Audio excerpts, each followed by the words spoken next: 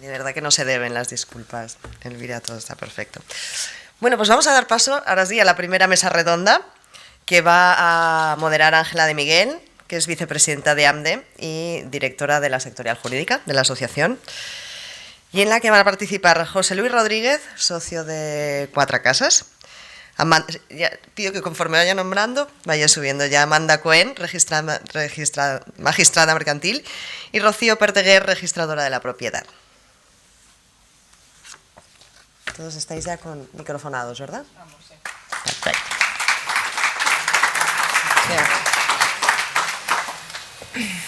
Bueno, buenas tardes. Muchísimas gracias a todos por dedicar esta tarde a profundizar en esta nueva ley de los mercados de valores y servicios de inversión. Desde luego, bueno, yo creo que hemos tenido una extraordinaria introducción a lo que va a ser esta ley. Desde luego, agradecer, por supuesto, a los anfitriones, a Cuatro Casas, por recibirnos hoy, acogernos aquí, a AMDE y al CEU, como siempre, y a esta cátedra de Derecho de los Mercados Financieros, por organizar todas estas jornadas que yo creo que son tan importantes. Hemos visto cómo se hablaba un poquito de la ley, yo creo que en estas dos intervenciones extraordinarias que hemos tenido la ocasión de escuchar ahora mismo, y bueno, pues se habla de una buena ley. Un poco lo que nosotros vamos a tratar de exponer aquí en esta mesa redonda es una visión global, una visión general de lo que supone esta ley. En la segunda mesa ya se tocarán de una manera, digamos, un poco más detallada las principales novedades que presenta esta ley, y para ello vamos a tener a tres personas con visiones diferentes, complementarias, que nos van a dar esa visión específica, cada uno desde su área de experiencia. Por un lado, aquí está Amanda Cohen Berechit, que es magistrada de lo mercantil, asesora del Ministerio de Justicia, vocal del Comité Consultivo de Sostenibilidad del ICAD. Muchísimas gracias, Amanda, por acompañarnos hoy aquí. Rocío Perteguer, registradora de la propiedad, vocal de la Junta de Gobierno del CORME y responsable de Medio Ambiente, Consumidores y Usuarios. Rocío, muchísimas gracias. Y por último, José Luis Rodríguez, socio del Departamento de Corporate de Cuatro Casas González Pereira, especialista en operaciones de mercados de valores, ofertas públicas de adquisición y salidas a bolsa y en cuestiones de gobierno corporativo. Con lo cual, bueno, pues vamos a tener estas tres visiones muy complementarias y si te parece, Rocío, pues empezamos por ti para que nos des esa visión, ¿no?, desde ese punto de registradora, cómo nos afecta o cómo puede afectar esa visión global de estos cambios o de esta nueva ley de los mercados de valores. Muy bien, muchísimas gracias. Había traído una pequeña presentación, no sé si me dijeron que habría un mando por aquí, pero no sé si está disponible, comentaron los técnicos. Sí, ahí está. ¿Has algo? Sí, aquí estamos. Sí. Sí. No sé si hay un mando para pasarla. Bueno, de todas maneras, mientras lo traen o no, pues vamos empezando, que si no los tiempos van muy justos. Quería agradecer lo primero a AMDE la oportunidad de estar aquí y a la cátedra del CEU también. Dentro de esta ley, como todos sabemos, se aprueba con la intención de transponer, hacer una nueva regulación y transponer también la normativa europea en materia de directivas y el reglamento también en materia de criptoactivos y de tecnología de registro de bloques distribuidos de la tecnología DLT. Introduce también algunas novedades en materia de las instituciones de inversión colectiva y también de las SPACs, así como algunas modificaciones importantes también de la Ley de Sociedades de Capital. Yo principalmente el estudio que traigo aquí, breve estudio, consideraciones respecto del mismo, es esta incidencia en la Ley de Sociedades de Capital, habida consideración de la influencia que tiene en la actividad también de los registros mercantiles en cuanto a la entrada y el nacimiento de las sociedades a la vida y de la evolución societaria respecto de las mismas a través del registro mercantil. Dentro de las mismas hay que tener en cuenta que se realiza una modificación principalmente en la propia ley a través del artículo 42 del Código de Comercio en cuanto a la referencia que hace de lo que es un grupo de sociedades a ese artículo 42 del Código de Comercio, que sigue considerando que se considera grupo de sociedades aquellos casos en los que se ostenta una posición de control sobre un grupo de sociedades, bien sea directa o indirectamente, lo cual está relacionado también directamente con la normativa en prevención de blanqueo de capitales. Perdón, vuelvo atrás y luego tenemos una modificación de la Ley de Sociedades Capitales a través de la disposición final sexta, en que se modifica principalmente la materia de estatutos sociales, las emisiones de obligaciones y las especialidades introducidas en esta nueva figura de las SPAC, que son las sociedades cotizadas con propósito para la adquisición. Dentro de los estatutos sociales, el artículo 23 de la Ley de Sociedad de Capital, el contenido que tenemos es prácticamente el mismo, lo que pasa que lo único es que sí que introduce aquí una gran y, digamos, la mayor novedad para nuestro gusto en este sentido, que es la referencia a que las sociedades anónimas debe constar en el estatuto si las acciones están representadas por medio de títulos o por medio de anotaciones en cuenta o, esta es la novedad, mediante sistemas basados en tecnologías de registros distribuidos. Es decir, se establece aquí, se introduce con la nueva ley una nueva forma de representación de las acciones de la sociedad anónima. Por tanto, y a partir de ahora, estas sociedades, para este tipo de representación, digamos, de los valores, solamente es para sociedades anónimas, entendemos solo las cotizadas, puesto que el resto, la forma de transmisión del sistema de representación de sus acciones continúa por las normas del Código de Comercio. Y se establece aquí esta novedad. Como sabemos, estas tecnologías se apoyan en claves criptográficas que permiten la creación de un registro inalterable, gestionado de forma absolutamente descentralizado y que puede ser utilizado no solo para la representación de las acciones, sino también, y quizá lo que es más importante, para su transmisión, aunque respecto de estas últimas deben coordinarse con las técnicas de blockchain y con la estructura, bueno, que todos sabemos ahora mismo, no tiene mucho sentido hablar de lo que es el blockchain porque hay auténticos gurús y un montón de sitios en los que se está hablando de la digitalización y de las cadenas de bloques distribuidos en cuanto a el sistema de esto. Habla la ley de una representación en este sentido, quizá de una forma errónea, porque la tecnología DLT lo que establece la creación, lo que establecimos es un activo digital. O sea, ahora este tipo de valores, este tipo de acciones o este tipo de obligaciones que también se permite respecto a las mismas es un activo digital en sí. Bueno, en todo caso, esta novedosa regulación se tiene que poner conectar con los artículos 5 a 15 de esta nueva ley de mercado de valores, donde se realiza esta regulación. Y podemos decir, principalmente, las principales consideraciones de estos artículos. Dice que se aplica a los valores representados mediante sistemas basados en tecnología de registros distribuidos siempre que se prevea en el acuerdo de emisión. No obstante, no solamente en el acuerdo de emisión, es decir, cuando se nace también por la sociedad, sino cuando el emisor tenga su domicilio social en territorio español o cuando el emisor designe una única entidad responsable de la administración de la inscripción y registro de valores en el sistema, cuando dicha entidad tenga su domicilio social en territorio español también. Los valores negociables se pueden representar, nos dice aquí también, mediante anotaciones en cuenta o sistemas basados en tecnología de registros distribuidos, copiando también así la modificación en la Ley de Sociedades de Capital. Y si los valores son negociables, esta representación por anotaciones en cuenta o por tecnología de registros es obligatoria. Es decir, ya no hay títulos, en estos casos cuando es negociable sigue el mismo sistema, anotaciones en cuenta o registros distribuidos. Reglamentariamente podrá determinarse la forma de decisión del cambio, es decir, yo sociedad estoy emitiendo a través de registro de tecnología DLT, quiero cambiar anotaciones en cuenta, esa forma se va a hacer reglamentariamente o viceversa. Y luego, este sistema DLT debe garantizar la integridad e inmutabilidad de las emisiones que ellos se realicen, identificar de forma directa o indirecta a los titulares de los derechos sobre los valores negociables y determinar la naturaleza y características y número de los mismos. Hay que tener en cuenta que también una de las novedades que realiza esta regulación,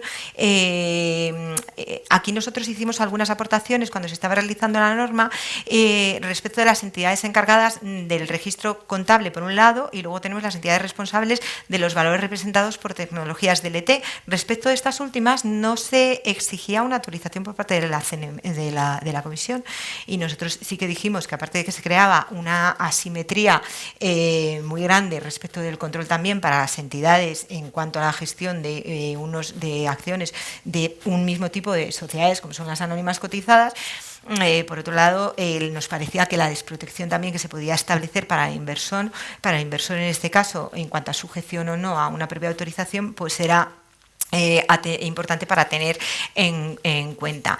Luego, por otro lado, si se trata de valoraciones en cuenta, no hay grandes cambios a la regulación que se hacía en la Ley de Sociedades de Capital, pero si se trata de valores negociables representados mediante el sistema DLT, se lleva a cabo en la forma prevista en el documento de la emisión, debiendo designar una o varias entidades que serán responsables de la administración de la inscripción y registro de los valores en el sistema. Aquí hay una diferencia, una o varias entidades, respecto de las posibilidades de emisión en aquellos casos de sociedades o que, como decíamos antes, que pueden tener el domicilio en España, o designar una entidad que en este caso sí tiene que ser una única, como decíamos antes, que tenga el domicilio, la sede en España.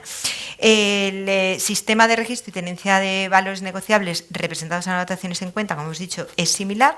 Y por otro lado, también se establece como una novedad dentro del sistema DLT, parece que sigue unos principios de registro de los principios de legitimación en cuanto a las transmisiones. Habla de que la creación, el nacimiento de la acción en ese caso es mediante la inscripción en el registro DLT, y la transmisión es eficaz cuando sea realizada por ese principio de legitimación, es decir, por quien tiene la clave privada.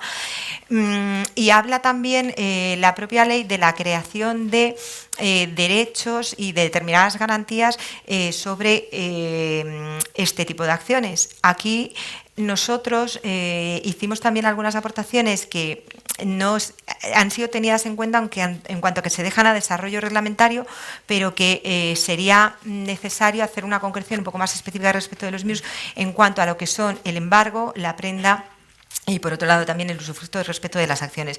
Porque parece que la regulación que se quiere hacer de la tecnología LDT es trasladada, el sistema que se hace de anotaciones en cuenta, llevarlo en este registro para simplemente realizar, favorecer las propias adquisiciones y el movimiento de las mismas en los mercados.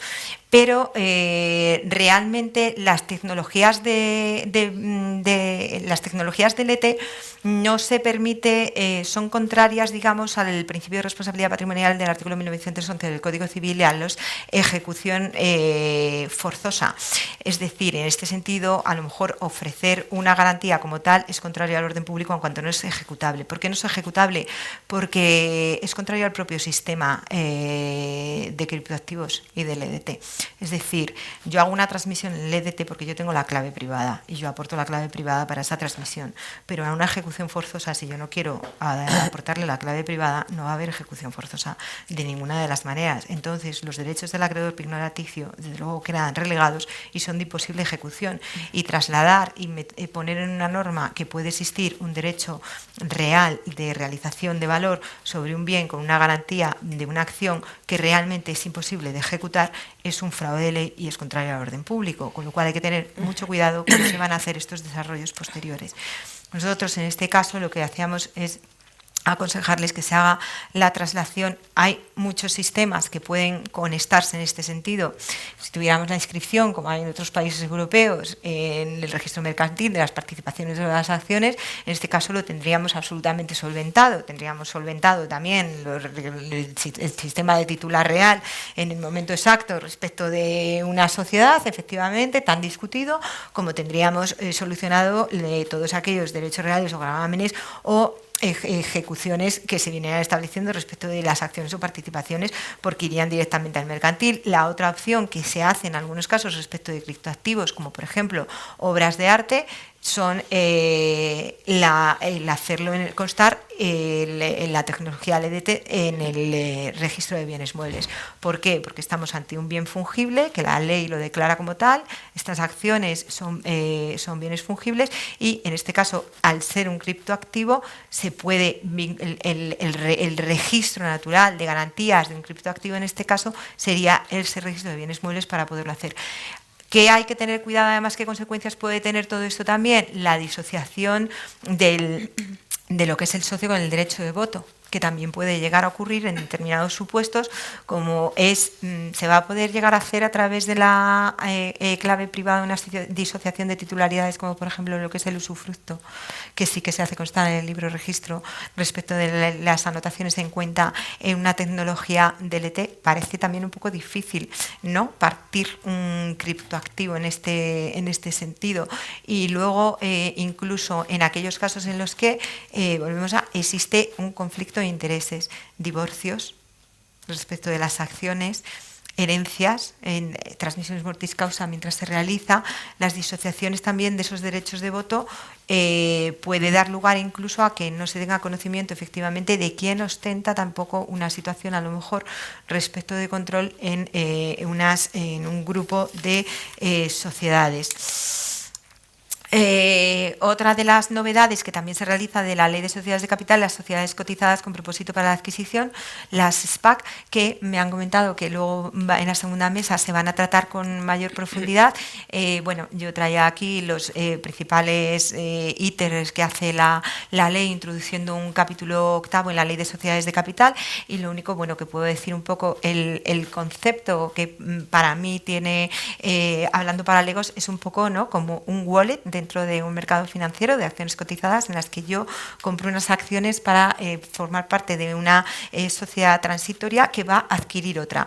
Dentro de la tradición, dentro de las investigaciones de los grandes escritores que realizaban estudios de las SPAC, las venían definiendo principalmente como efectivamente una sociedad cotizada que realizaba una adquisición con el propósito de adquirir, y decían una sociedad no cotizada.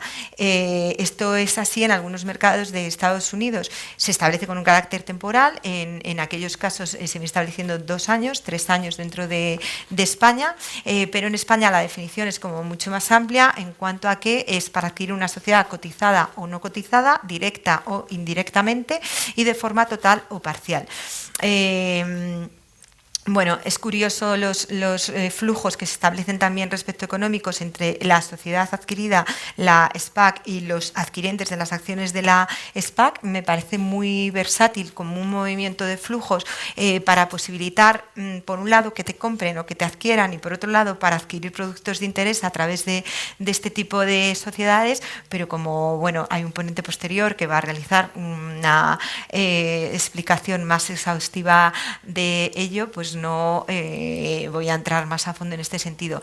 Las conclusiones es que la nueva ley era necesaria para armonizar también el derecho interno junto con el derecho de la Unión, para hacer una movilización también respecto de los sistemas de adquisición de capital a través de las sociedades y de los mercados, y por otro lado es necesario que los reglamentos que se están haciendo, a los que hacía alusión también antes Elvira, junto con los registros que se han regulado ya en algunos de ellos en el Real Decreto de Desarrollo de esta ley marco que prevé esa vía de desarrollo reglamentario respecto de los mismos, pues que disipen cualquier duda en cuanto a la transparencia y a la posibilidad de ejecución también respecto de las garantías que podemos tener respecto de las acciones, para que no queden vacías de valor, con la importancia que esto tiene. Pues yo creo que es una apuesta y un aspecto clave para el éxito de esta nueva andadura normativa. Muchas gracias. Muchísimas gracias a ti, Rocío. Yo creo que nos has expuesto una visión muy interesante de la ley, y sobre todo esa complejidad que tiene cuando tenemos cualquier norma, pues evidentemente siempre surgen dudas, y en este caso en concreto pues todo lo que tiene que ver con nuevas tecnologías además aplicadas, pues bueno, habrá que ir viendo y cómo nos vamos adaptando a esa nueva realidad. Y bueno, pues Amanda, ya tu visión un poquito como magistrada, cómo ves esa ley, esas dudas que podamos presentarnos también de aplicación, ¿no? en esos posibles conflictos o diferentes visiones y que en algún momento van a pasar, lógicamente, por vuestras manos. No sé si nos puedes dar esa visión desde ese punto de vista. Muchas gracias, Ángela. En primer lugar, buenas tardes. Quería agradecer, desde luego, a AMDE y su presidenta, Irene Navarro, y a la Cátedra de Derecho en Mercados Financieros, a mi querido Alfonso, que hacía mucho tiempo que no coincidíamos en persona, así que ha sido una alegría volver a coincidir, por la invitación y también agradecer, por supuesto, a esta casa, a Quatre Casas, por acoger esta jornada previa a la entrega de los premios.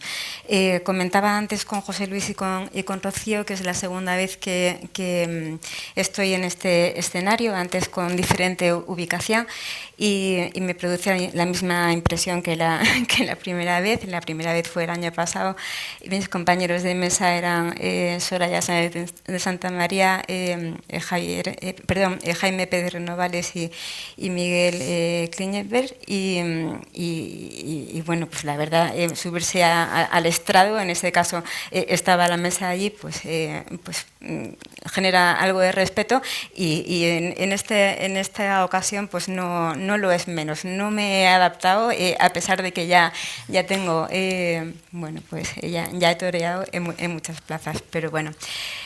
Cuando hablaba ayer con Ángela sobre qué enfoque dar a mi intervención, me decía de hablar de esta nueva ley marco, de esta nueva ley de mercado de valores desde mi perspectiva. Y mi perspectiva es doble. Por una parte, como magistrada, que la dejaré en último lugar por razones que después explicaré, y en primer lugar como asesora en temas mercantiles, fundamentalmente de ámbito europeo e internacional, pero también nacional, en el Ministerio de Justicia. Como mera anécdota, entré en el Ministerio de Justicia como asesora en la época en que estaba como ministro Rafael Catalá. En principio era solamente para negociar la directiva de insolvencia, la primera directiva de insolvencia que teníamos en ese momento, y porque se iba a presentar en breve pues, la propuesta directiva de fusiones, que ya la tenemos, y la primera directiva de digitalización de derecho de sociedades, pero lo mercantil ha ido adquiriendo relevancia, y una propuesta directiva ha ido sucediendo a otra, y bueno, pues ya llevo 6 años en esta situación, a pesar de que yo dije que serían 2, y me lo planteaba como un máster para adquirir la experiencia simplemente, pero bueno. Y me voy a referir a mi perspectiva en primer lugar como asesora, y después digo como magistrada. Como asesora, aunque es una norma que ha sido promovida por el Ministerio de Asuntos Económicos y Transformación Digital, en la medida en que afecta a disposiciones de la Ley de Sociedades de Capital, pues siempre hay que revisar la adecuación, o si estamos conformes o no, desde el punto de vista de las competencias del Ministerio de Justicia y obviamente, en términos generales, la posición era de conformidad con los objetivos que planteaba esta nueva Ley de Mercado de Valores. ¿Cuáles son esos objetivos fundamentales? Pues dado que yo me muevo fundamentalmente en ámbito europeo, de negociación europea, pues esa finalidad fundamental era la de poder adaptar la normativa del mercado de valores a diversas normas europeas, unas con rango de reglamento, el reglamento DORA, el reglamento que entrará en un tiempo en vigor, el reglamento MICA, y diferentes directivas relevantes en el ámbito del mercado de valores. Y los tres objetivos fundamentales que se planteaba la norma, yo creo que hace un buen diseño en términos generales al respecto, son, por una parte, afrontar los nuevos desafíos en materia de digitalización, que ya ha mencionado Rocío con un análisis exhaustivo de qué supone esa digitalización en este ámbito, con la extensión de la aplicación de las disposiciones de la Ley de Mercado de Valores a esos instrumentos financieros que tengan la consideración de criptoactivos, con el establecimiento de un catálogo de infracciones y de sanciones y esa labor de supervisión que corresponde a la CNMV, con esa posibilidad de representación de los títulos, como ha mencionado anteriormente Rocío, no solamente por las vías tradicionales del título físico o anotación en cuenta, sino a través de esas nuevas tecnologías. Un segundo bloque que pretende conseguir la norma es la de garantizar la autonomía e independencia de la CNMV, creo que con medidas muy adecuadas en cuanto a el plazo de duración de determinados cargos, los cargos superiores de la CNMV, la presidencia, vicepresidencia, vocalías, la prohibición de recibir o de solicitar instrucciones por parte de terceros, o esa supresión también necesaria para garantizar la autonomía de la CNMV del recurso posterior o ulterior ante el Ministerio frente a las resoluciones adoptadas por la CNMV. Hay un tercer bloque que es fundamental, la del estímulo, la adopción de medidas que supongan un estímulo a la competitividad del mercado de valores, a través de diferentes puntos o diferentes medidas que se proponen. Primero, simplificando el proceso de admisión a negociación de los productos de renta fija. En segundo lugar, estimulando los mercados secundarios de negociación que permiten una financiación alternativa a la bancaria, fundamentalmente prevista para las pymes a través del BME o a través del MARF. A través de la creación, en tercer lugar, de esa nueva figura de las SPACs, a través de las cuales pues, se trata fundamentalmente no tanto de regular el propio instrumento jurídico, porque esa regulación que se introduce en la Ley de Sociedades de Capital, con esa numeración tan extraña a veces, esos artículos 535 bis a 535 kinkies, que suena, o sea, y por qué esta vez no hemos utilizado el sexies, porque la verdad son términos que parecen aludir bueno, pues a otros ámbitos, ¿no? No se trata tanto de dar carta de naturaleza a esta institución, cuanto de proteger al inversor. Nos lleva una de las principales protagonistas de la tarde de hoy, así que bueno, aprovecho para dar la bienvenida. Y por otra parte, hay otro elemento a destacar, que es el de la eliminación de requisitos de información superfluos. ¿Por qué? Porque ya en nuestro ordenamiento jurídico relativo al mercado de valores ya se habían adoptado determinadas exigencias que provenían de la normativa europea, de MiFID, de MiFID II, de MiFIR, y por tanto se cumplía ya con los requisitos de publicidad y transparencia que tan importantes son, y no era necesario exigir a los intermediarios o al depósito central de valores el cumplimiento de estos requisitos adicionales de información que ahora ya se podían considerar como superfluos. Y me refiero, en último lugar, y esto conectará ya con mi función de magistrada, a la clave de bóveda de cualquier regulación relativa al mercado de valores y que pretende reforzar la nueva Ley de Mercado de Valores, y es la protección del inversor. Esa es una de las cuestiones fundamentales que se tratan de garantizar a través de la Ley Reguladora del Mercado de Valores. Tradicionalmente, ¿cómo se ha querido garantizar esa protección? Pues a través de diferentes medidas. Por una parte, a través de exigencias o de requisitos que afectan a la fase precontractual, a la fase propiamente contractual de forma y contenido de los contratos, contratos o a la fase postcontractual. En segundo lugar, exigencia de requisitos relativos a la publicidad y a la transparencia, todo ello en garantía de esa protección del inversor. En tercer lugar, requisitos relativos a la solvencia de las empresas de servicios de inversión. Cuarto lugar, el hecho de que contemos con un fondo de garantía de depósitos para el caso de que esa compañía en concreto no pueda hacer frente a la devolución de la inversión que corresponda pues, a un inversor individual determinado, ¿no? A través del FOAIN. Y finalmente, sin querer agotar todas esas medidas de protección, pues a través de la posibilidad de formular reclamaciones en vía arbitral o demandas en vía judicial. Y eso justifica que yo esté esta tarde en esta jornada. Cuando intentaba ver la nueva normativa de mercado de valores desde mi perspectiva de magistrada, llevo más de 21 años en la carrera y por mucho que me dedique a otras cosas, pues siempre vuelvo a mi visión bueno, pues de magistrada y procuro analizar los temas también desde esa perspectiva, ¿no? Y la primera conclusión a la que alcancé, o quizá única conclusión que he alcanzado, es que se nos quiere poco, se nos quiere poco a los magistrados.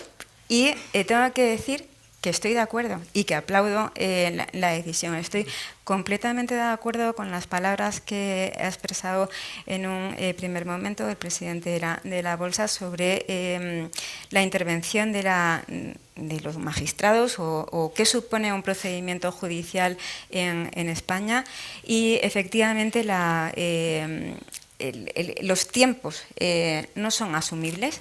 O sea, si queremos una verdadera justicia tenemos que reducir necesariamente los tiempos, lo cual exige dotar adecuadamente al sistema judicial. Y en segundo lugar, un elemento fundamental para que hablemos de verdadera justicia. Me refiero ahora a la justicia, pero podemos hablar en términos generales porque es un elemento esencial para el ámbito económico, que es el ámbito en el que nos movemos, y es la certidumbre. Certidumbre jurídica que a su vez tiene una conexión directa con la certidumbre económica. Y por tanto, si estamos hablando de mercado de valores, estamos hablando de inversión y el inversor quiere certidumbre.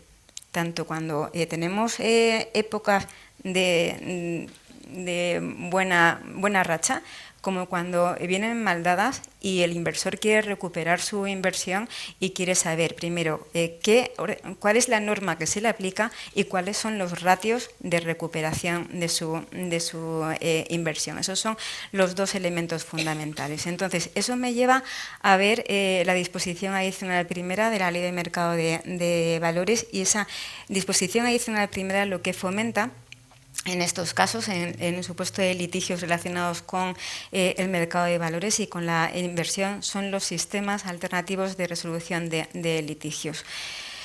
En la medida en que todavía no tengamos creada la autoridad única competente que se contemplaba en la Ley 7/2017 de 2 de noviembre, por la que se incorpora la Directiva Europea sobre Resolución Alternativa de Litigios, se atribuye a los servicios de recepción de reclamaciones, tanto de la CNMV como del Banco de España, esa función de intermediario o de gestión de esos sistemas alternativos de resolución de litigios. Y me parece muy buena opción si queremos lograr el objetivo propuesto. Y hasta aquí mi intervención. Muchas gracias. Muchísimas gracias, Amanda. Pues efectivamente, un poco terminando con tu última conclusión, pues yo también soy de las que opino que en España tenemos mucho recorrido en toda la parte de resolución, de buscar otros sistemas alternativos a lo que es el sistema judicial y aprender a solucionar nuestros conflictos también pues desde el diálogo, de las mediaciones o desde los arbitrajes, que además siempre, bueno, sobre todo lo que tiene que ver con la mediación, siempre es mejor decidirlo tú a que te decida un tercero, ¿no?, sobre cosas, en este caso, importantes. Bueno, y ahora ya para cerrar tenemos aquí a José Luis, ¿no?, con esa visión como como experto, ¿no? Especialista en operaciones de mercado de valores, bueno, pues ¿cuál es tu visión o ese día a día en cómo van a vivir las sociedades, las empresas, esta nueva ley en ese día a día, ¿no? ¿Realmente supone una mejora? Bueno, aquí hemos oído cosas bastante positivas de la ley. ¿Va a suponer esa mejora, José Luis? No seré yo quien rompa la unidad de mensaje.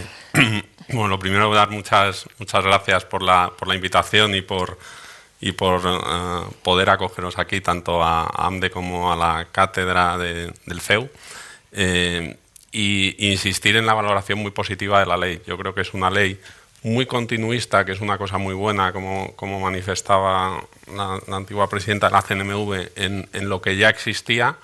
Y yo creo que también resuelve esa necesidad de adaptación, pues, a temas de nuevas tecnologías y a lo que es la transposición de varias directivas, de hasta 5 directivas que se hacía necesaria, ¿no? Y, oye, evidentemente sin perjuicio de matizaciones en aspectos concretos que yo creo que se han venido señalando y que alguno adicionalmente señalaré, ¿no? Yo creo que es una ley eminentemente técnica, muy técnica, y quiero que se me entienda la expresión, porque una ley del mercado de valores tiene que ser técnica, pero con pocas cuestiones de decisión de política legislativa y con cuestiones en las que hay que tomar una decisión con, creo, escasa trascendencia política. Desgraciadamente me temo que ese es el único factor que ha llevado al elevado grado de consenso que comentaba antes Elvira, ¿no? Yo creo que la ley manifiesta 3 objetivos fundamentales. Ha sido también, y todos estábamos esperando, entre comillas, como agua de mayo, el desarrollo reglamentario, que yo creo que era una base, una cuestión muy importante para acabar de confirmar la solidez de la norma, y pues lo tenemos la semana pasada. Y yo creo que la ley manifiesta 3 objetivos fundamentales, ¿no? La reorganización y reordenación sistemática y simplificación de la regulación, sobre todo yo creo que en lo que se refiere a los sistemas de compensación, liquidación, etcétera, de valores. Yo creo que es un objetivo evidentemente cumplido. Yo creo que la adaptación al marco normativo europeo, que es otro objetivo cumplido. Y yo creo que otro objetivo cumplido en lo que le toca a la norma, y aquí me gustaría incidir en la reflexión que hacía el presidente de la Bolsa al inicio de su intervención, que es la incorporación de mejoras que hagan que podamos contar con unos mercados de valores más competitivos. En lo que le toca a la norma lo tenemos, pero eso es papel de muchas más instituciones y de muchos más actores públicos, privados, etcétera, etcétera, ¿no? Y yo creo que eso es algo que tenemos que tener en cuenta, porque no podemos dar por hecho el que por el hecho de contar con una nueva herramienta normativa que nos permita contar con todas las herramientas desde el punto de vista legal o jurídico a día de hoy, eso inmediatamente va a hacer que tengamos unos mercados de valores más competitivos, ¿no? Que nos permitan, desde el punto de vista de captación de inversión y de ofrecimiento de estos mercados a las empresas que buscan esa canalización del ahorro público, pues que cuenten con todas las garantías del mercado. Yo, sin ánimo de pisar ninguna intervención de la siguiente mesa, sí que analizaré ahora algunas cuestiones de aspectos concretos de la norma, ¿no? En lo que me toca y muy por encima, ¿no?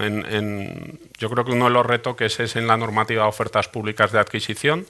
Ahí distinguiría 2 cuestiones que son más estéticas o cosméticas, que es un poco la reformulación del supuesto de concertación a la hora de formular una OPA. Yo creo que es una cuestión, insisto, más de reformulación estética que un cambio práctico. Yo creo que aquí tenemos una normativa de OPAs que creo que es muy buena, y un factor que me gustaría resaltar es que en el Real Decreto del 2007 se contó con una amplia participación del sector privado a la hora de elaborar la norma, y quiero dejar caer esta reflexión. Y sí que creo que las dificultades en este sentido son más de tipo práctico que de tipo legal. La norma llega hasta donde llega, pero hay veces que la concertación o poner de manifiesto una concertación que se pretende ocultar es muy complicado, ¿no? Pero sí que es verdad que tenemos que hacer entre todos un esfuerzo para que los participantes en el mercado reciban y vean que hay una respuesta satisfactoria ante situaciones que son muchas veces enormemente complejas, ¿no? Porque en eso también va la credibilidad, entre comillas, de los mercados de valores, ¿no? Yo creo que otra cuestión que tampoco era excesivamente polémica y se aclara es el acogimiento al régimen de circunstancias especiales de las situaciones de pandemia, y la CNMV, pues el COVID lo trató desde luego, como no podía ser de otra manera y bien tratado está, con una situación de este tipo. Y sí que hay un aspecto en el que me gustaría incidir en relación con los sistemas multilaterales de negociación, que es que se deja a futuro desarrollo reglamentario todavía pendiente la obligación de OPA de formular una oferta generalizada a todos los inversores o a todos los accionistas de una sociedad cuando se adquiere una participación de control en estos mercados. Yo creo que en BM Growth ha habido ya precedentes de situaciones de este tipo. Creo que la normativa de BM Growth funciona más que razonablemente bien, por lo menos en mi opinión hasta la fecha no ha habido ninguna polémica, y sí que creo que tenemos que tener cuidado de no sobreregular mercados que están para compañías más pequeñas y que tenemos que adaptar los necesarios e imprescindibles requisitos de supervisión, protección del inversor, transparencia, etcétera, a la situación de las compañías y a la configuración de cada uno de los mercados, porque si no, yo creo que para el desarrollo económico de un país estos mercados me parece que son esenciales como alternativa a la financiación bancaria muy sana, y que tenemos que cuidarlos y potenciarlos, ¿no? Y yo creo que otra cuestión que me parece que merece una valoración muy positiva y que era un poco anacrónica desde el punto de vista de la normativa de nuestra pertenencia a la Unión Europea era la necesidad de formular una OPA en caso de exclusión cuando la sociedad seguía o cualquier otro tipo de operación, exclusión directa o por vía de operación corporativa. Cuando la sociedad, sin embargo, siguiera cotizando en otro mercado de la Unión Europea, yo creo que eso era una especie de anacronismo que probablemente habría tenido sentido en su momento, pero que con la potenciación de la unión de los mercados de capitales de la Unión, y yo creo que en el entorno competitivo en el que estamos y con la generalización de acceso a todos los mercados de la Unión Europea por parte de los inversores, pues no tenía mucha razón de ser mantenerla, ¿no? Respecto de las SPACs, no entraré en la regulación concreta, así que para alguien que se ha dedicado a hacer salidas a bolsa desde hace ya muchos años, es un concepto bastante raro y yo creo que Ángel me entenderá.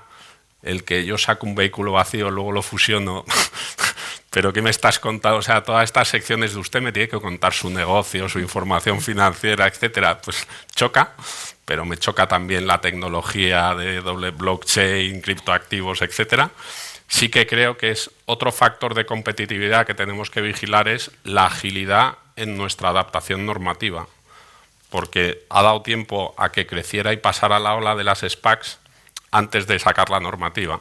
Entonces, y yo creo que lo vemos en otras partes de la norma, que es todo el tema de criptoactivos, todo el tema de blockchain, necesitamos tener unos procesos de adaptación de nuestra normativa, pues vía reglamentos, porque los procesos legislativos son los que son, pero que sean ágiles, porque si no nos quedamos atrás y nos pasan las olas, ¿no?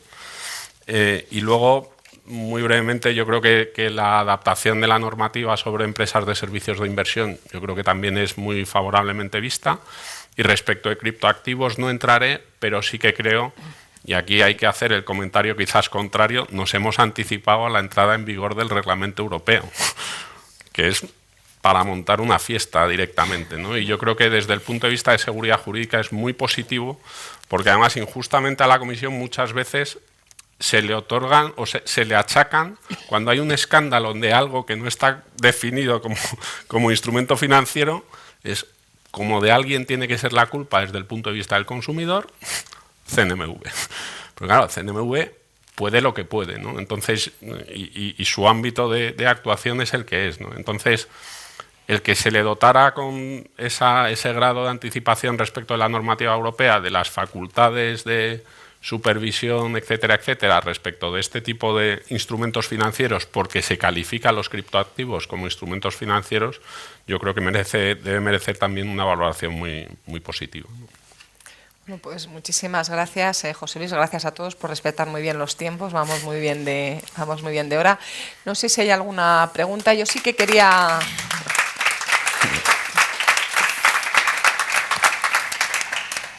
Bueno, en general lo que hemos estado oyendo es que es una valoración bastante positiva de la norma. La norma, aparte de, lógicamente, transponer toda esa normativa europea y además toda la que falta por llegar, ¿no?, en esa unión de mercados, como estabas bien comentando, José Luis, que todavía falta bastante norma por llegar, con lo cual estamos ante algo que tiene que ser vivo y dinámico, también lo comentaba Elvira, pero efectivamente, como bien nos comentaba el presidente de la Bolsa, al final toda esta normativa tiene un objetivo, tiene una finalidad, ¿no?, que es esa finalidad de tener un mercado, pues, más competitivo, que haga que tengamos ese crecimiento en la economía, etcétera, etcétera. Una de las cuestiones que habla la norma también es que uno de sus objetivos es esa capacidad que pueda tener de captar financiación, también un modelo transparente y que ayude a todo eso. ¿Realmente la norma va a facilitar o creéis que va a suponer en el momento en que empecemos ya a aplicarla y a vivirla una mejora digamos, en la economía real en este sentido, ¿no?, en esa posibilidad de captar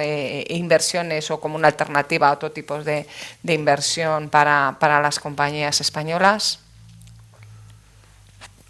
Por tirarme a la piscina, ya que veo que todo el mundo gira para acá la cabeza, yo creo que lo señalaba el presidente de la Bolsa al principio de manera muy adecuada. Yo creo que desde el punto de vista normativo la herramienta está.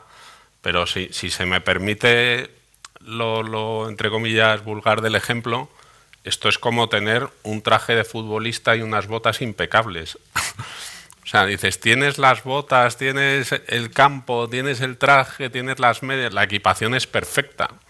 Pero para jugar bien al fútbol hacen falta otras muchas cosas. Y yo creo que son tanto cuestiones normativas ajenas a lo que es la regulación del mercado de valores, y lo señalaba el presidente muy bien al principio, como cuestiones de dinamismo comercial, de generar un ambiente que favorezca la inversión, ¿no? O sea, no, por el hecho de tener una buena normativa de mercado de valores, que yo creo que la tenemos, no, eso per se podrá no ser un obstáculo. O sea, yo creo que funciona más casi en sentido negativo. Bueno, pues no tenemos el obstáculo, pero los incentivos creo que se construyen desde otro lado. Permíteme añadir una cosa que creo que es importante. Un ejemplo, has citado antes las SPACs. Tenemos la normativa de SPACs. No se ha creado ningún SPAC. ¿Por qué? Porque sin una norma fiscal clara respecto a la neutralidad, el tratamiento de neutralidad fiscal de la fusión entre la SPAC y la compañía que adquiera, nadie va a conseguir captar dinero un año o dos antes de llevar a cabo esa fusión. Es decir, tenemos, de los 10 requisitos que hacen falta, tenemos 9. Bueno, pues sin el otro es igual no tener ninguno de los 9. Y eso pasa en en otros de los aspectos. Tenemos, como dices tú, pues el estadio, las botas, pero hace falta espectadores y futbolistas. Y la norma no va a conseguir por sí sola lo que está en otras partes de regulación y del sistema jurídico, en particular el sistema fiscal, muy notablemente. Yo no sé si hay alguna pregunta. Sí, espera. Alfonso. No sé si la pregunta tiene contenido por mi desconocimiento de ese aspecto que se ha comentado en la mesa, sobre el cual yo no he reparado al ojear todavía la norma, que es los métodos alternativos de resolución de conflictos, que serían acertadísimas cualquier tipo de medidas para impulsarlas. La CNMV sacó un libro en 1998, en la época en la que todavía cogíamos de sus estanterías los Aranzadis, y por lo que a jurisprudencia se refiere cogíamos 4 tomos, y este era un solo tomo de 2 dedos de grosor, titulado 10 años de jurisprudencia en los mercados de valores. Entonces no había mucha ayuda, no podía haberla quizá por los contenidos técnicos de este tipo de conflictos. Y el arbitraje, los métodos alternativos de resolución de conflictos, tiene como uno de sus principales rasgos característicos el que el árbitro es especialista, lo escogemos porque sabe de esa materia. Entonces me ha llamado muy positivamente la atención saber que algo se está no pudriendo, sino cociendo en Dinamarca. Sí, o sea, no quita para que en determinados supuestos pues haya que recurrir finalmente a la jurisdicción, pero bueno, o sea, está bien dejarla para última ratio, ¿no? Última posibilidad. O sea, de hecho, seguimos teniendo tipos penales en el Código Penal relativos al mercado, o sea, la falsedad en el folleto, la no comunicación de hechos relevantes, tenemos, por ejemplo, el hecho de que se manipulen los precios en el mercado, o el uso de información privilegiada. Y cabe la posibilidad de que ese inversor pues, finalmente pues, tenga que acudir no solamente por un ilícito penal, sino por un ilícito civil a la jurisdicción. Pero a mí me parece una buena opción, una magnífica opción, el hecho de que en la medida de lo posible en este campo, que es económico, pues se evite en la medida de lo posible acudir a un juzgado, porque todos sabemos que cuando uno sabe cómo entra en un juzgado, pero no cómo ni cuándo sale.